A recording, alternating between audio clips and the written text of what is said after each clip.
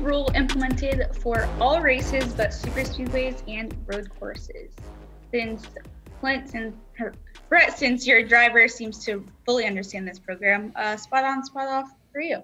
Man, I struggle as a sports person to be able to support significant changes in the middle of something. And right now, we're in the middle of a battle to have probably 6 guys competing for 3 spots in the playoffs. So I'm spot off on a change this significant with 6 races left before the playoff is aligned. If they had waited and done this for the first race of the playoff, then for me it's the same for everybody for the duration of a series, and I think that's fine. If they had done it for just the short tracks in the playoff, I'd have been fine with it. I'm actually spot on for this in 2021. I'm spot off for the timing of it in 2020. Yeah, I mean, I'm spot on. I got to admit I was wrong. There's more guys that lined up consecutive cars. Like a lot of times yesterday, you saw the top 4 all take the top. You know what I mean? Yeah. Or sometimes the guys split off, but then there was another 4. I was surprised by that. And Michigan, if they're going to start it at a place, Michigan was probably the place to start it because that is obviously a very top dominant racetrack, and you're not going to see that at a lot of the mile and a half we go to. You're going to see. Like I said before, 1 or 2 guys pick a certain lane one way or the other. But, eventually, the guys figured out that obviously the top was the preferred lane, but in the middle of the pack there, if you weren't up front in the middle of the pack, you almost wanted to be on the bottom because that top stacked up so bad. If you could get to the middle and find a hole, you could pick off 6 or 7 spots pretty easily. And that's how we got to the front on Saturday, was just take the bottom, and it would pick 3 off, 3, 4 off, hold your position, get another restart, take the bottom again, pick 3 or 4 more off, and then, at one point with 3 to go, we're coming up the middle 3 wide for second place there, and just didn't have the momentum. We didn't have nobody behind us. So the closer you got to the front, the bottom was a little less, advantageous, but you can make it work in the middle of the pack there and pick up a lot of spots. Yeah, I thought it was great. You had to definitely spotters were definitely having to pay more attention to what position you were in and where guys were lining up. A lot of talk with my driver about it leading up to it. What we wanted to do, we think, how many rows we needed to gain to be able to jump up to the inside or something like that. But like Freddie said, though, there was that bottom was pretty good until you got to the backstretch, or until you got to turn 3. Yeah. Everybody would jam up on the outside, kind of like Martinsville on the inside lane. Go to Martinsville on restarts, guys jam up on the bottom in 3, and the guy on the outside just rolls and gains 2 or 3 spots and then has to pinch a guy to get down. When you shoot down there in a 3 on the bottom at Michigan, you better clear the guy to get up off a 4. And if you don't, some guys didn't make it. We didn't make it one time. We were on the bottom 3 wide coming out of turn 4, and you got to fight to get up. Yeah. But we gained like 10 spots one time, though. We literally gained, I think, 9 spots one restart because we gained a couple through 1, 2, and then we shot to the bottom of 3, and I was able to get them up.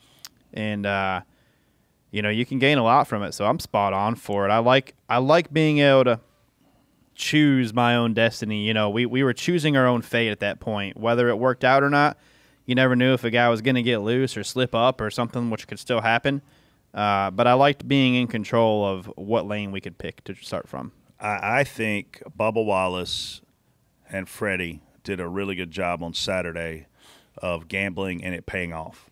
And I think what you're going to see is guys like Kyle Busch, guys like Joey Logano, if old Ron Hornaday was still around here, you're going to see guys like that surprise win some of these races because they're going to gamble on the restart lane.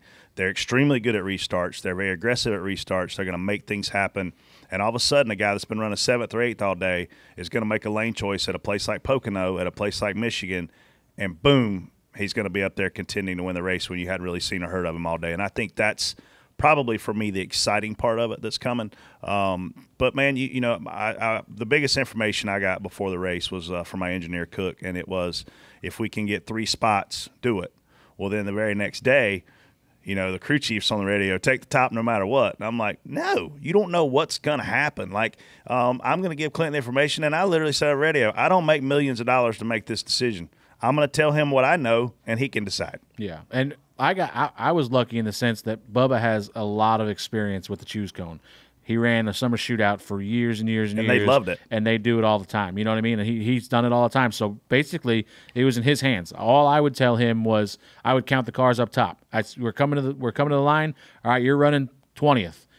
I'm going to count the cars on the top. You know, so that means if there's 10, 12 guys take the top, that means you're 26th on the top, or you're going to be whatever, 7th, 8th on the bottom. Multiply it times 2. So, and I just, one top, 2 top, 3 top, and he got to the line and he choose, and like you said, and it was all about the way the hole broke down, because the first green, white checker or whatever it was, 3 or 4 to go on Saturday, it was Denny, Bubba, and Brad on the bottom, and we shot the middle of Denny in 1 and 2, and we were 3 wide for second, didn't have a hole to get up.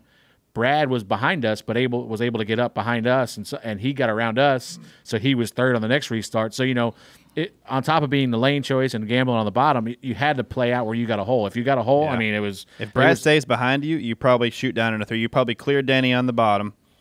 Denny was on the inside of you. Yeah. Denny's down on the bottom, 3 wide. You clear him on the back with Brad pushing you. And you probably get to second or third still and get up there. What we ended up doing was Brad got to the top, and we ran side by side with Denny, and I think we went back to 7th.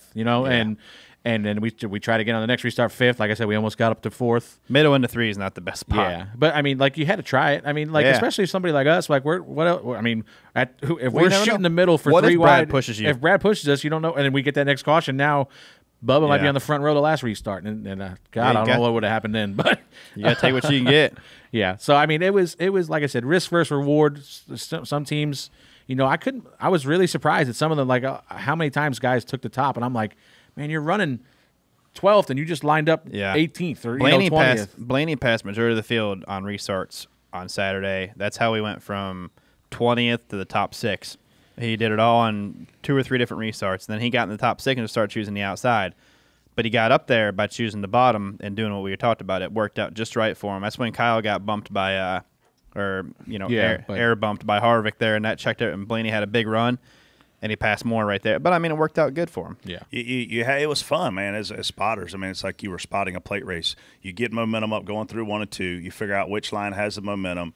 You go into 3. You roll the bottom. You roll the top. Whatever. When you come off a 4, you better have the top, because these motors won't pull a grease string out of a dog's ass. So if you're going to get up, you got to have that momentum coming off 4, because if you don't have it and you're flat-footed on the bottom, they're just flying by you on that outside. But it was different. It was fun. I think long term it's definitely a good move. Do you like convenience and control? Well, perfect. Meet OfferPad.com, the perfect selling option for you. Request your offer at OfferPad.com today.